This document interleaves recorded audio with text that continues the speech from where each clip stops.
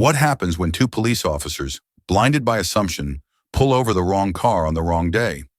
What happens when the woman they decide to humiliate and handcuff isn't just an ordinary citizen, but a one-star general in the United States Army? This isn't a tale of simple revenge. It's a true-to-life story of power, prejudice, and the devastating impact of a single phone call. A call not to a lawyer, not to a husband, but a direct line to the nerve center of the most powerful military on Earth, the Pentagon. Stick with me as we unravel how one woman's quiet dignity in the face of injustice brought an entire police department to its knees and destroyed the careers of those who wronged her. The afternoon sun of mid-June beat down on the manicured lawns of Oak Creek, Virginia. It was a town that prided itself on its tranquility, a quiet, affluent suburb where the biggest news was usually the high school football team's prospects for the fall season, the kind of place where residents paid high property taxes for the privilege of feeling safe, for the illusion of a world insulated from the harsh realities that played out on the nightly news. Driving a meticulously maintained black Lincoln Aviator was Brigadier General Anita Hayes. At 47, she wore her authority not like a costume, but like a second skin. Her posture was perfect even while seated, her hands resting lightly at 10 and 2 on the steering wheel. She was in civilian clothes, a simple but elegant navy blue pantsuit, a rare departure from the Army service uniform that had defined her adult life. Her face, framed by neatly styled black hair, was a study in composure, her dark eyes observant, missing nothing. General Hayes was on a rare personal leave, a short 48 hours carved out of a schedule dictated by geopolitical crises and national security directives.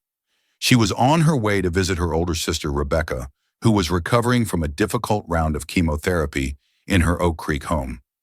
The Lincoln, a recent purchase, was her concession to comfort, a quiet space to decompress on the drive from her quarters at Fort Belvoir. A few blocks behind her, a Ford Police Interceptor utility coasted along the tree-lined street. Inside, the atmosphere was a stark contrast to the peaceful neighborhood. At the wheel was Officer Frank Miller, a 20-year veteran with a sour disposition and a hairline in full retreat. His face was a permanent mask of weary cynicism, his eyes scanning the streets not for trouble, but for confirmation of his worldview, that everyone had an angle, and his job was to figure it out, preferably with maximum authority and minimum paperwork. In the passenger seat was Officer Kevin Thompson, barely a year out of the academy. He was young, eager, and desperate for the approval of his senior partner. He saw Miller not as a burnout case, but as a seasoned pro who knew the real way to police, the way that wasn't taught in the politically correct classrooms of the academy. He mimicked Miller's posture, his way of talking, and most dangerously, his way of looking at the world. "Look at that," Miller grunted, nodding toward the Lincoln ahead. "Brand new Aviator. Bet the plates don't even match the registration yet." Thompson squinted. "Tint looks a little dark too, Frank." Miller smirked. It was a game they played. Find a reason, any reason. The pretext was the key. "Let's see who's driving a $70,000 car around here on a Tuesday afternoon." He didn't say it, but his tone implied the unspoken part. Someone who doesn't look like they belong here. General Hayes, glancing in her rearview mirror, noticed the police cruiser. She did a mental checklist. Speed, exactly the posted 25-minute signals used for every turn. Registration and insurance. Pristine, in the glove box. She felt no anxiety, only a mild curiosity. She was a law-abiding citizen, and more than that, a general officer in the United States Army. The police were a civilian authority she respected. The flash of red and blue lights filled her mirror. The siren chirped twice, a sharp, demanding sound that sliced through the suburban quiet. General Hayes sighed softly, a quiet puff of air. This was an inconvenience, but nothing more. She signaled, pulled over to the curb, and placed the car in park. She rolled down her window, turned off the engine, and placed her hands on the steering wheel, just as she'd seen advised in countless videos. She was trained to de-escalate conflicts on a global scale. A simple traffic stop in Oak Creek, Virginia, was hardly a challenge. The two officers exited their vehicle. Miller approached the driver's side, his hand resting casually on his holstered weapon. Thompson mirrored him on the passenger side, his youthful face set in a practiced scowl. The stillness of Oak Creek was about to be broken. The chain of events that would follow would not only shatter the careers of these two officers, but would send a shockwave through the town's entire power structure, reaching all the way to the highest echelons of national defense.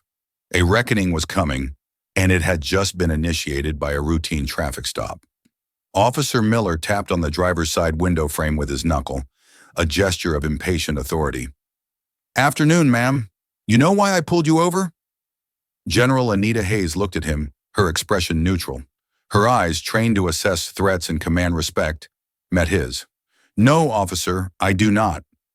You made an incomplete stop at the sign back on Maple Avenue," Miller said, the lie rolling off his tongue with practiced ease. It was the oldest trick in the book, impossible to disprove. "License and registration." "Of course," Hayes replied. She maintained her calm, professional demeanor. "Officer, my registration and insurance card are in the glove compartment. My wallet is in my purse on the passenger seat. I am going to reach for them now, slowly." She narrated her every move, a habit born from years of precision and a clear understanding of protocol. Miller just grunted, his eyes flicking from her face to the luxurious interior of the car. His gaze lingered on her expensive-looking watch and the tailored fit of her pantsuit. The gears of prejudice were turning. "Take your time," he said, his voice dripping with a sarcasm that was not lost on the general. As Hayes retrieved her documents, Officer Thompson, from the passenger side, shone his flashlight into the back of the vehicle, despite the bright afternoon sun. It was a pure intimidation tactic. "Anything in the car I should know about, ma'am?" Thompson called out, his voice an octave higher than Miller's, trying to sound imposing. "No, officer," Hayes said, her voice remaining level as she handed her license and registration to Miller. Miller took the documents. He glanced at the driver's license. Anita Hayes. Then at the registration. Everything was in perfect order. The vehicle was registered to her name at an address in Fort Belvoir. This should have been the end of it. A warning, perhaps a fake ticket to meet a quota, and they'd be on their way. But Miller wasn't satisfied. A black woman? In a car like this? In this neighborhood? It didn't fit his narrow view of the world. The Fort Belvoir address pricked at his ego. He saw it not as a sign of a distinguished career, but as a potential red flag. "Fort Belvoir," he said aloud, tapping the registration. "You military?" "Yes, officer," Hayes said simply. She saw no need to elaborate. Her rank was not a shield she deployed for traffic stops. Miller's lip curled into a slight sneer. "What are you? A supply sergeant? A cook?" The condescension was palpable. For the first time, a flicker of cold anger sparked in General Hayes's chest, but she kept it banked, hidden behind a wall of discipline forged over 30 years of service. To react would be to lose control, and she never lost control. "I'm an officer in the United States Army," she stated, her tone firm but still respectful. "An officer," Miller mocked, sharing a look with Thompson. "All right, officer. We've had a report of a vehicle matching this description involved in a series of residential burglaries in the area. I'm going to have to ask you to step out of the car." This was a dangerous, calculated escalation. There was no such report. It was a fabrication, a pretext to assert dominance. General Hayes's internal alarm, the one honed on battlefields and intense diplomatic meetings, went from yellow to orange. "Officer, with all due respect, your reason for stopping me was an incomplete stop sign. Now you're mentioning burglaries. Am I being detained or am I free to go?" The legal precision of her question infuriated Miller. He wasn't used to being challenged. "You're being detained for questioning," he snapped. "Now step out of the vehicle, slowly." Recognizing that arguing would only make the situation worse, General Hayes complied. She exited the Lincoln, her movements deliberate and graceful. She stood tall, her 5'9" frame radiating an aura of command that seemed to utterly elude the two officers. "Turn around. Put your hands behind your back," Miller ordered. A line had been crossed. This was no longer a traffic stop. This was a deliberate act of humiliation. "Officer, for what reason am I being placed in restraints?" she asked, her voice now edged with steel. "You have no probable cause. Failure to comply and resisting arrest will be added to the charges." Miller said, his voice rising. He was losing control of the encounter, and he knew it. He grabbed her arm. Instinctively, General Hayes's body tensed. She didn't pull away, but the muscle memory from decades of combat training made her as solid as a rock. Miller interpreted this as resistance. "That's it," he yelled. "She's resisting." Thompson, a shot of adrenaline coursing through him, moved in to help. Together, the two men wrenched General Hayes' arms behind her back. The maneuver was clumsy, unnecessarily violent. Hayes did not fight back. She allowed them to manhandle her, her mind already shifting from the tactical to the strategic. She was documenting every word, every action, every procedural violation. The cold, metallic click of the handcuffs locking around her wrists echoed in the quiet street. The polished steel bit into her skin. Neighbors, drawn by the commotion, began to peek through their windows. A man walking his dog paused on the sidewalk, his phone raised. Officer Frank Miller, feeling he had finally regained control, pushed her toward the back of the patrol car. "You have the right to remain silent," he began, spouting the Miranda warning with a smug, triumphant tone. Brigadier General Anita Hayes sat in the back of the police cruiser, the cheap plastic of the seat digging into her back. She looked through the window at her car, parked elegantly by the curb. She saw the faces of the curious onlookers. She felt the tight grip of the cuffs. She was being treated like a common criminal in the very country she had sworn an oath to defend with her life. The anger was now a frozen, crystalline thing in her chest. Miller and Thompson thought they had won. They thought they had put a woman they deemed out of place in her place. They had no idea they had just handcuffed the United States Army. They had no idea what was coming for them. The inside of the patrol car smelled of stale coffee and cheap air freshener. Officer Miller got back in the driver's seat, a satisfied smirk on his face. He looked at General Hayes in the rearview mirror. "Not so high and mighty now, are we?" he muttered, loud enough for her to hear. Thompson slid into the passenger seat, flushed with excitement. "She was tougher than she looked, Frank." "They always are," Miller replied, starting the engine. He made no move to drive away, letting her sit there, a public spectacle. This was part of the punishment. General Hayes ignored them. Her mind was working with chilling clarity. She was processing the series of events, identifying multiple violations. The pretextual stop, the illegal expansion of the investigation, the false claim of resistance, and the arrest without probable cause. This wasn't just unprofessional, it was illegal, and it was an affront to everything she represented. After a few minutes of stewing in their perceived victory, Miller turned around. "You get one phone call when we get to the station. Better make it count. Call your lawyer, or your boyfriend, whatever." General Hayes looked at him, her gaze so direct and powerful that Miller momentarily felt a pang of unease. "I'd like to make my call now," she said. Her voice was calm, devoid of pleading or anger. It was a simple statement of fact. Miller scoffed. "That's not how it works. You wait till you're booked." "The law states I am entitled to a call at the earliest possible opportunity following my arrest," she countered, her knowledge of the Uniform Code of Military Justice bleeding into civil law. "Refusing my right to counsel, or in this case my right to a call, is a further violation of my civil liberties. I would advise you to comply, officer." The precision of her language, the sheer confidence in her tone, finally planted a seed of doubt in Thompson's mind. He glanced at Miller. "Frank, maybe we should just let her make the call?" Miller, annoyed at being questioned, grunted. "Fine, whatever. Don't want to listen to you whine all the way to the station. You got a number?" "Yes," she said. "I'll need you to dial it for me. It's a Washington, D.C. area code." She recited the 10-digit number from memory. Miller pulled out his personal cell phone, not wanting to use the official police line, and punched in the numbers with his thumb. He hit the speakerphone button and held it up. "Who you calling, the president?" he sneered. The phone rang twice. A crisp, professional voice answered, a voice with no hint of warmth or casualness. It was the sound of pure, unfiltered bureaucracy at the highest level. "Office of the Secretary of Defense, Operations Division. Captain Wallace speaking." Miller's smirk froze on his face. Thompson's eyes went wide. They exchanged a panicked look. This was not the number of a local lawyer. "May I speak to Director Croft, please?" General Hayes said, her voice carrying clearly into the phone. This is Brigadier General Anita Hayes. Authorization code Sierra Tango 9090. There was a brief pause on the line. General, one moment. Patching you through.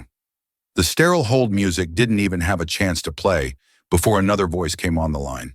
This one was deeper, more authoritative. This is Robert Croft. Robert Croft was the Deputy Chief of Staff for the Secretary of Defense, a civilian political appointee with immense power, a man who could end careers with a single email. Rob, it's Anita, General Hayes said, a sliver of familiarity now in her tone. I'm afraid I'm in a bit of a situation. Anita, what's wrong? Your line is breaking up. Where are you? I'm in Oak Creek, Virginia, she said, her voice steady. I'm currently in the back of a police cruiser in handcuffs. I've been wrongfully arrested by 2 officers of the Oak Creek Police Department. The silence on the other end of the line was deafening. Officers Miller and Thompson sat like statues, the blood draining from their faces. The cheap air freshener in the car suddenly smelled like impending doom. Say that again? Croft's voice was low, dangerous. You heard me, Rob. Pulled over for a phantom traffic violation, accused of matching the description for a burglary, and arrested when I questioned their probable cause. My name is Brigadier General Anita Hayes. My service number is 6275309. I am being detained by Officer Frank Miller, badge number 7114, and Officer Kevin Thompson, badge number 822. I am requesting immediate legal intervention from JAG and formal notification of this incident to the chairman's office. Each word was a hammer blow. She wasn't just calling for a lawyer. She was initiating a protocol. She was activating a system that the 2 small-town cops couldn't possibly comprehend. The mention of the chairman's office, the office of the chairman of the Joint Chiefs of Staff, was the final nail in the coffin. Stay on the line, Anita, Croft said, his voice now glacially cold. Muffled sounds could be heard in the background, another phone being picked up, a door opening, a curt order being given. Consider it handled. The full weight of this department is coming your way. Are the officers with you? They are right here, General Hayes said, her eyes locking onto Miller's in the rearview mirror. Miller's hand was shaking as he held the phone. He looked like he had seen a ghost. Croft's voice boomed from the small speaker, filling the car with terrifying authority.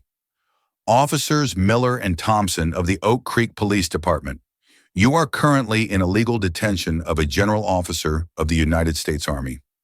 You have approximately 5 minutes to release her unconditionally before you find yourselves at the center of a federal civil rights investigation that will be personally overseen by the Attorney General of the United States.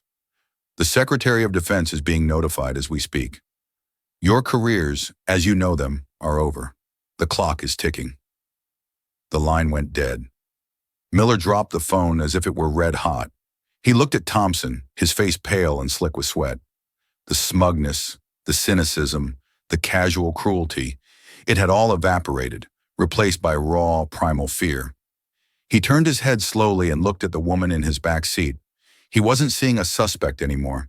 He was seeing the architect of his ruin. Get the keys, he whispered to Thompson, his voice hoarse. Get the keys and get her out of those cuffs, now. The 5 minutes Robert Croft had mentioned was an exaggeration. The unraveling began in less than 90 seconds. Officer Thompson fumbled with the handcuff key, his hands trembling so violently he could barely fit it into the lock. The click of the cuffs opening was the loudest sound in the world. As they fell away from General Hayes's wrists, red marks were clearly visible on her dark skin. She rubbed them absently, her expression unreadable. Before she had even stepped out of the patrol car, the police radio crackled to life, not with the calm, procedural voice of the dispatcher, but with the panicked shout of Chief of Police, Howard Reynolds. Miller! Thompson! What is your status? Talk to me now! Miller grabbed the radio, his voice cracking. Chief, we're on Elm Street. We made a traffic stop. I know where you are, Reynolds roared over the radio, a level of fury no one in the department had ever heard from him. I just got off the phone with the governor's office. Who did they get their call from? A 3-star general at the Pentagon who was practically breathing fire through the phone. What in God's name did you do? Neither officer could form a coherent answer. They were caught in the shockwave of a bomb they didn't even know they'd built. General Hayes stepped out of the cruiser and stood, brushing off her pantsuit as if removing a piece of lint. She didn't look at them. Her attention was on the black Lincoln Aviator, her personal space that had been violated. Within 2 minutes, the quiet suburban street resembled a scene from a movie. 2 more Oak Creek police cruisers screeched to a halt, boxing in Miller's vehicle. A black unmarked sedan followed, pulling up at a sharp angle. Chief Reynolds, a portly man whose face was now a blotchy, terrified red, burst out of the sedan before it had even fully stopped. He ignored his own officers completely and rushed toward General Hayes. "General! General Hayes?" he asked, his voice a mix of awe and terror. "I am so sorry. Chief Howard Reynolds. There has been a catastrophic misunderstanding." General Hayes finally turned her gaze to him. Her eyes were like chips of obsidian. "Chief Reynolds, your officers illegally detained me based on a fabricated pretext. They arrested me without cause. They put me in handcuffs. Misunderstanding is not the word I would use." Reynolds was sweating profusely, his uniform collar suddenly feeling 2 sizes too small. "No, of course not, General. It was unprofessional, unacceptable. The officers will be dealt with, I assure you, severely." He turned on Miller and Thompson, his fear transmuting into rage. "You two, give me your badges and your weapons, now! You're on administrative leave, effective immediately. Get in that car," he pointed to one of the newly arrived cruisers, "and get back to the station. Do not speak to anyone. Do not touch anything. Just sit in the briefing room until I get there." Miller and Thompson, their faces ashen, complied without a word. They were hollowed out, shells of the arrogant men they had been just 10 minutes prior. As they were driven away, they were no longer police officers. They were defendants in a case that had yet to be written. But the ordeal was far from over. As if on cue, a dark green vehicle with official U.S. government plates arrived. A man in a crisp suit and a woman in the Army service uniform of a lieutenant colonel stepped out. They were from the Judge Advocate General's Corps, the Army's legal arm. They had been dispatched from Fort Belvoir with unbelievable speed. The lieutenant colonel, a woman named Peterson, approached General Hayes and rendered a sharp salute. "General Hayes, Lieutenant Colonel Peterson, JAG Corps. Are you all right, ma'am?" "I'm unharmed, Colonel," Hayes replied, returning the salute. The familiar ritual seemed to ground her. "But I wish to file a formal complaint with the Oak Creek Police Department, the Commonwealth of Virginia, and the Department of Justice." The lawyer in the suit, a civilian from the DOJ who had clearly been scrambled from the D.C. office, stepped forward. "General David Chen, Civil Rights Division, will handle everything. The Attorney General has already been briefed." Chief Reynolds looked on, his world crumbling around him. The JAG Corps and the DOJ were here, on his street, in his town. This was no longer a local issue. This was a federal incident. He saw his career, his pension, his reputation, all circling a drain. General Hayes simply nodded. "Good. I need to go see my sister." She walked to her Lincoln, got in, and started the engine. As she pulled away from the curb, she glanced in her rearview mirror. The street was now a chaotic tableau of flashing lights, frantic officials, and the 2 disgraced officers being driven away. She had not raised her voice. She had not resisted. She had simply made a phone call. She had followed protocol. And the system she was a part of, a system built on order, discipline, and overwhelming force, had responded in kind. The immediate aftermath was over, but the real consequences, the slow, grinding, and merciless wheels of institutional justice, had only just begun to turn. The administrative leave for officers Miller and Thompson was merely the first pebble in an avalanche. What they thought would be a slap on the wrist and a few weeks of paid vacation while things blew over quickly turned into a full-scale forensic examination of their entire careers, and by extension, the entire Oak Creek Police Department. David Chen from the Department of Justice was not a man given to bluster or theatrics. He was a quiet, meticulous lawyer who believed that justice was found not in shouting matches, but in stacks of paper. He and his team descended on the Oak Creek PD with federal subpoenas that gave them access to everything. Personnel files, internal affairs records, dash cam footage, body cam data, and years of complaint histories. Chief Reynolds, trying to save his own skin, adopted a policy of full, fawning cooperation. "Anything you need, Mr. Chen. We are an open book," he'd say, forcing a smile. But he knew with a sickness in his gut what was hidden within that book. The first major break came from the body cam footage. Both Miller and Thompson had activated their cameras, as per policy. The video and audio corroborated General Hayes' account perfectly. It captured Miller's lie about the incomplete stop. It captured his sneering, condescending questions about her being a cook or a supply sergeant. It captured the moment he fabricated the story about a burglary suspect. And most damningly, it captured General Hayes' calm, legally precise questions, followed by Miller's angry escalation and the unjustified arrest. The audio of the phone call to the Pentagon was the centerpiece, a stunning recording of two careers imploding in real time. But Chen's team didn't stop there. They weren't just investigating one incident. They were looking for a pattern in practice. They began pulling every traffic stop Miller and Thompson had made in the last 3 years. The data was stark. Over 80% of their discretionary stops, those for minor judgment call infractions like incomplete stops or weaving within a lane, involved minority drivers. Over 95% of the escalations from these stops, where drivers were asked to exit their vehicle, involved black men and women. Then they found the files, the informal complaints. These were complaints made by citizens that never rose to the level of a full internal affairs investigation. Chief Reynolds had a habit of handling them himself, which meant listening to the citizen, promising to talk to the officer, and then burying the complaint in a locked file cabinet in his office. It was a way to keep the department's official record clean while allowing problematic officers to continue their behavior unchecked. Chen's subpoena covered that file cabinet. Inside were 17 complaints against Officer Frank Miller over a 10-year period. 12 of them were for harassment and illegal searches during traffic stops, all from minority citizens. One was from a young black man named Jamal Peters, who claimed Miller had pulled him over, accused him of smelling like marijuana, he was a non-smoker, and illegally searched his car, tearing up the upholstery on his seats. When he found nothing, Miller let him go with a ticket for a broken taillight that wasn't broken.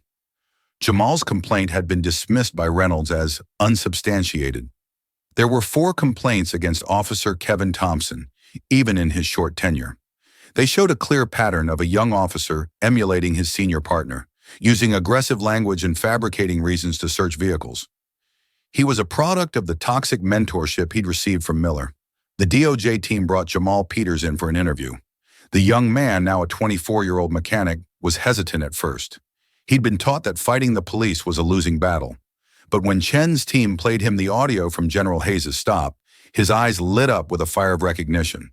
"That's him," Jamal said, pointing at the speaker. "That's the same voice, the same way he talked to me. Like I was dirt, like I couldn't possibly belong." Jamal's testimony and that of several other victims unearthed from the buried files became the cornerstone of the DOJ's case. It transformed the incident with General Hayes from a one-off mistake into the predictable outcome of a systemic problem. It was no longer about 2 bad cops. It was about a sick department led by a chief who actively enabled and concealed their misconduct. The media, which had initially reported the story as a brief, bizarre local news item, was now in a full-blown frenzy. National news outlets sent reporters to Oak Creek. The narrative shifted. It wasn't cops mistakenly arrest Army General. It became federal investigation exposes years of racial profiling in affluent Virginia suburb. The town of Oak Creek, which had prided itself on its pristine image, was now the center of a national scandal. For General Hayes, this was a difficult turn. She had not wanted the publicity. She had acted to correct an injustice done to her, using the channels available to her. But now, seeing the pattern of abuse that Chen's investigation had uncovered, she realized her incident was not just about her. It was about Jamal Peters. It was about the dozens of others who had been harassed and humiliated, but lacked a direct line to the Pentagon. She agreed to give a single formal statement to the DOJ to be released to the press. In it, she was concise and powerful. "I was one of many," the statement read. "The only difference between my experience and theirs is my rank. A citizen's rights should not be dependent on their title or their connections. The actions of these officers were not just an insult to me as a soldier, but to every citizen who believes in the rule of law. I have full faith that the Department of Justice will expose the truth and ensure that true accountability is achieved. Accountability. The word hung in the air over Oak Creek. For Miller, Thompson, and Chief Reynolds, it was no longer a question of if it would come, but how devastating it would be when it finally arrived. They had been exposed, their secrets laid bare by the unseen tapes and buried files, all brought to light because they chose to harass the wrong woman on the wrong day. The wheels of justice, once they began to grind in earnest, were both merciless and methodical. The careers of Frank Miller and Kevin Thompson were not just destroyed, they were systematically dismantled, leaving nothing but dust and dead in their wake. The hard karma the universe owed them arrived in a series of devastating, life-altering blows. Miller was the first to fall, and he fell the hardest. The Oak Creek Police Department, under immense pressure from the DOJ and the town council, fired him not for the arrest of General Hayes, but for a pattern of gross misconduct and violation of civil rights, citing the 17 previously buried complaints. By firing him for cause, they were able to strip him of his 20-year pension. The nest egg he had been counting on for his retirement vanished overnight. His union fought the termination, but the evidence, especially the body cam footage and the damning testimony from past victims, was insurmountable. The union quietly dropped his case, unwilling to spend political capital on an officer who had become a national symbol of police corruption. Legally, he was charged by the state with filing a false police report and unlawful imprisonment.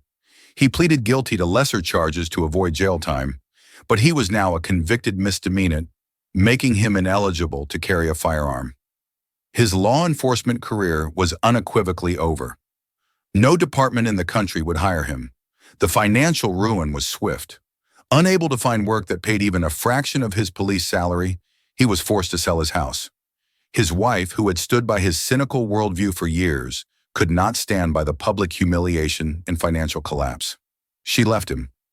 Miller, once the arrogant arbiter of law on the streets of Oak Creek, found himself working as a night watchman at a self-storage facility, living in a cheap apartment, his days filled with bitterness and his nights with the ghosts of his own making. The final indignity came when Jamal Peters, represented pro bono by a civil rights group, filed a civil suit against him. Miller, with no assets left, was forced to declare bankruptcy. He had lost everything: his job, his pension, his home, his family, and his name. Thompson's fate was more tragic, a lesson in the poison of hero worship. As a probationary officer, he was fired summarily. The department and the union offered him no protection. The DOJ investigation painted him as a willing accomplice, a student who had eagerly learned the worst lessons from his teacher. He was blacklisted from law enforcement. Every application he submitted was rejected the moment his name was run through the national database. His dream of being a cop, the only thing he had ever wanted to do, was dead. Unlike Miller, Thompson was racked with guilt. He had to face his family, who had been so proud when he joined the force, and explain that he had thrown it all away by participating in the harassment of a national hero. He gave a deposition to the DOJ, admitting everything: that he knew Miller's stop was pretextual, that he knew they had no reason to ask General Hayes to exit the car, and that he had gone along with it to impress his senior partner. He spiraled into a deep depression. He ended up leaving Virginia altogether, moving to a different state to escape the notoriety of his name. He found work in construction, his days spent in hard physical labor that gave him too much time to think about the moment he stood by and did nothing, the moment he chose the path of a bully over the path of an officer. His karma was not a loss of assets, but a lifetime of regret, the crushing knowledge that he had a chance to be good, and he chose to be weak. Chief Reynolds thought his cooperation would save him. He was wrong. The DOJ's final report on the Oak Creek Police Department was a scathing indictment of his leadership. It detailed his years-long practice of bearing complaints, his failure to discipline problem officers, and his cultivation of a culture that shielded misconduct from public view. He wasn't just a bystander. He was the architect of the system that made the Miller and Thompson incident inevitable. The Oak Creek Town Council, facing lawsuits and national disgrace, demanded his resignation. When he refused, they fired him. Like Miller, he was denied his severance package due to being terminated for cause. The informal complaint system he had created to protect his officers ended up being the evidence used to end his career. He retired in disgrace, his name forever linked to the scandal. His legacy was not one of a respected law enforcement leader, but of a man who prioritized a clean image over actual justice. The town of Oak Creek was forced to enter into a federal consent decree, a multi-year, multi-million-dollar agreement to have the DOJ oversee reforms and retraining of their entire police force. The department Reynolds had built had to be torn down to its foundations and rebuilt from scratch. The harvest had been reaped. For each man, the consequences were perfectly tailored to their sins. Miller, the cynical veteran, lost the financial security he valued. Thompson, the impressionable rookie, lost the dream he cherished. And Reynolds, the political chief, lost the reputation he had so carefully and corruptly curated. Their lives were destroyed not by a single phone call, but by the weight of their own choices, brought crashing down upon them by a woman who refused to be just another statistic. 1 year to the day after the arrest, a different kind of traffic stop took place on Elm Street in Oak Creek, Virginia. A young officer, Maria Rodriguez, approached a late-model sedan with a busted taillight. Her body camera was on, her demeanor was composed, and her voice was a model of professional courtesy. "Good afternoon, sir," she began. "Officer Rodriguez, Oak Creek PD. I've pulled you over because your rear passenger side taillight is out. I just wanted to make you aware of it for your safety." The driver, a nervous young black man, produced his documents. She ran them, found no issues, and returned them with a written warning and a friendly recommendation for a local auto shop. "Get it fixed as soon as you can. Have a safe day." The entire interaction lasted less than 4 minutes. It was professional, uneventful, and utterly unremarkable. And in the new Oak Creek, that was a victory. The department was in the second year of its federal consent decree. Every officer had undergone hundreds of hours of new training. Officer Rodriguez had been hired by the new chief, a woman brought in from a larger, more diverse metropolitan area, specifically to gut the old culture and build a new one. The Miller-Thompson incident, as it was now known in the town's hushed lore, had become a cautionary tale whispered to every new recruit, a ghost story of how arrogance and prejudice could lead to absolute ruin. The town's pristine image was gone, replaced by the far more difficult, but ultimately more valuable, work of earning a reputation for fairness. Miles away in the hallowed grounds of the United States Military Academy at West Point, Major General Anita Hayes stood looking out a window at the iconic expanse of the plain. The promotion had come through 6 months ago, a recognition of her decades of flawless service. The single star on her shoulder had been replaced by 2. With the new rank came new responsibilities, including more public-facing duties like this one, delivering the keynote address at the graduation ceremony for the Academy's new second lieutenants. She adjusted the cuff of her immaculate Army service uniform. For months after the incident, she had resisted the spotlight. She declined interviews, ignored requests for book deals, and did her best to return to her duties. But the story had taken on a life of its own, becoming a symbol of a very specific kind of justice. She realized her silence was a luxury she could no longer afford. Her sister Rebecca, now in remission and with her strength returning, had been the one to convince her. "Anita," she'd said during one of their weekly calls, "you spent 30 years learning to command armies and advise presidents. You learned how to project strength without saying a word. Don't you think that's a lesson a lot of people need to learn right now? You didn't ask for this platform, but it's yours. Use it." So she did. She began accepting select speaking engagements, not to recount the tawdry details of her arrest, but to speak on the broader principles it had laid bare. Leadership, accountability, and the character required to wield authority, whether military or civil. A young captain knocked softly on the door. "Ma'am, it's time." She nodded, took one last look at the future of the Army, drilling on the field below, and followed him. As she walked onto the stage, a wave of thunderous applause rose from the sea of more than 1,000 cadets in their full-dress gray uniforms. She looked at their faces, young, eager, disciplined, from every state and every background. They were the rock upon which the nation's defense was built. And looking at them, she felt the immense weight of her duty not just to command, but to mold. When the applause subsided, she stepped to the podium, her presence alone commanding a reverent silence. Superintendent, distinguished faculty, proud families, and most importantly, the class of 2026, she began, her voice calm and clear, carrying across the vast field. It is the highest honor of my career to stand before you today. You have been forged in the crucible of this esteemed institution. You have been taught strategy, history, ethics, and the art of war. Today I want to talk to you about the art of peace. Not the peace you will negotiate in a foreign land, but the peace you must first find within your own character as a leader. She paused, letting the words settle. Leadership, you see, is not about the authority vested in your rank. It is not about the uniform you wear or the orders you can give. That is merely management. True leadership is revealed when those things are stripped away. It is tested not when you are leading a platoon into battle, but when you are alone in a quiet room, faced with a decision that no one else will ever see. It is defined by how you act when you have all the power and the person in front of you has none. She thought of Miller and Thompson, of their casual cruelty and their pathetic abuse of a sliver of authority. They were managers of their own little fiefdom, not leaders. The uniform you wear, she continued, her gaze sweeping across the cadets, is more than cloth and thread.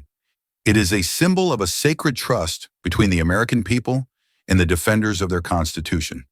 They trust that you will be disciplined, that you will be honorable, and that you will be just. That trust is fragile. It takes a lifetime to build and only a moment of arrogance to shatter. Every single action you take from this day forward will either strengthen that trust or erode it. There is no middle ground. Her mind drifted to Jamal Peters. After the DOJ investigation had concluded, she had worked through David Chen to establish an anonymous educational grant for victims of police misconduct in Oak Creek. Chen had told her that Jamal was the first recipient, using the funds to get a certification in advanced auto diagnostics. He was now the head mechanic at a large dealership. Chen had forwarded her a letter from the young man. To the anonymous donor, it read, "You didn't just give me money for school. You gave me back a piece of my faith that the world can be fair. You showed me that for every person who tries to tear you down, there's someone else willing to help build you up. Thank you." That letter meant more to her than any medal. It was a tangible piece of evidence that the ripple from that ugly incident could in fact be turned into a positive wave. "You will be sent to every corner of this world," she told the cadets, her voice rising with passion. "And you will be asked to make impossible decisions in chaotic situations. But I will tell you this, the most dangerous enemy you will ever face is not on the other side of a battlefield. It is the enemy within. It is the poison of assumption. It is the arrogance of believing your power makes you infallible. It is the quiet voice that tells you to take a shortcut on the path of integrity because you think no one is watching. I assure you, someone is always watching, and the person who should be watching most closely is you. When you are given power over others, you are not being given a weapon. You are being given a responsibility to see the humanity in everyone, to act with dignity, and to remember that the rule of law is the foundation of the very freedom you have sworn to defend. When you violate that law in the name of enforcing it, you become the very thing you are fighting against. You create a crack in the foundation, and enough cracks will bring the entire house down. She concluded her speech not with a flourish, but with a simple, direct charge. So go forth from this place and be leaders. Be the rock of integrity in your units. Be the quiet professional whose character speaks louder than their commands. Build trust, eradicate injustice, and serve this nation with the honor it deserves. Thank you." The standing ovation that followed was immediate and deafening. As she stepped back from the podium, she felt not a sense of triumph, but a sober sense of completion. The incident in Oak Creek was a closed chapter. It had ended with ruin for those who had abused their power, but it had also started a new chapter of reform for a broken department.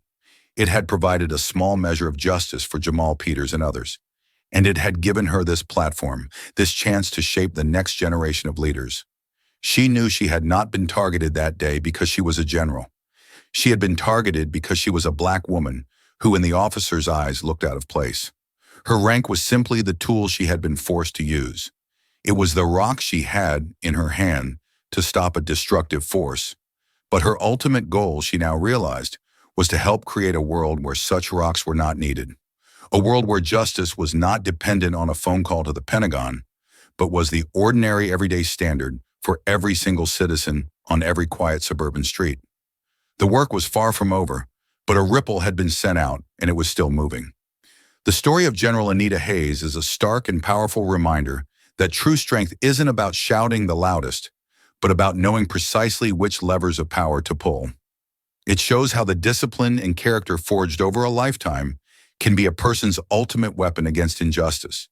This wasn't a story of revenge, but of consequences. It was the inevitable outcome when a corrupt and prejudiced system ran headfirst into an immovable object of integrity and authority. The careers of those officers weren't destroyed by a phone call. They were incinerated by the light of accountability that the call switched on. If this story of justice and consequence resonated with you, and if you believe that no one is above the law, then please take a moment to hit that like button and share this video with someone who needs to hear it.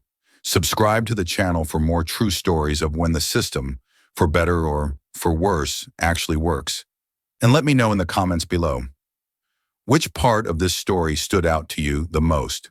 Was it the general's calm demeanor or the swift and total collapse of the officer's world? Thank you for listening.